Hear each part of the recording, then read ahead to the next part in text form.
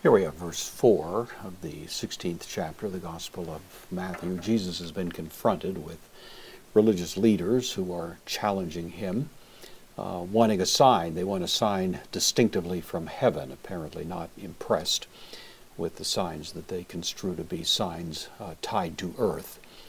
And Jesus, of course, gives this response, dismissively refusing to accommodate their request before any more than he has already, and simply making this response. So geneia, this is the word for generation. It refers to a specific generation, a time-limited generation, generally 25 to 40 years, something like that. Not to be confused with genos, which refers to a generation in the sense of a race, or a type, or a species, or something like that, which is not time-limited, but geneia is. So a generation, ponera, this is the adjective poneros, means evil, especially morally evil. It's the idea. It's in the feminine singular nominative to modify generation. Ponera kai moikalis, another adjective, adulterous, from the word that means adultery.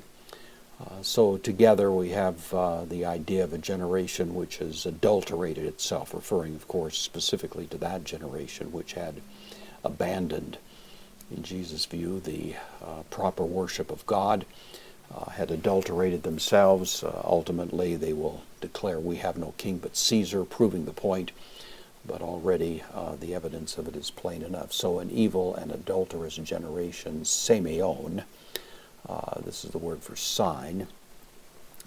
A sign, this is in the accusative. It's the direct object of epizete, from zeteo, means to seek. The epi at the beginning of it means to seek diligently. It's adding emphasis to it. So passionately seeking something.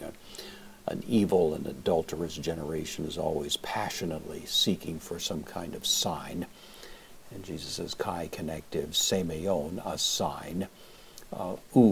Dothesetai, from didomi, I give. This is the third person singular future passive indicative, will not be given. So a sign, the nominative, will not be given. Auto, to it. This is the indirect object, the dative, feminine, singular. Of course, the feminine goes along with geneia here, which is feminine. So a sign will not be given to it, if not a may. Idiomatically comes over as unless, except in the case of, is the idea. So a sign will not be given except to semeion, the sign.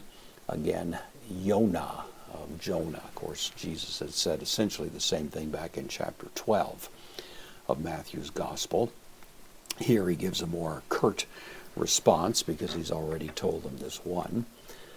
And then Matthew reports kai, the connective, kata lipon. This is the participle, aorist, active participle, masculine, singular nominative. It goes along with Jesus.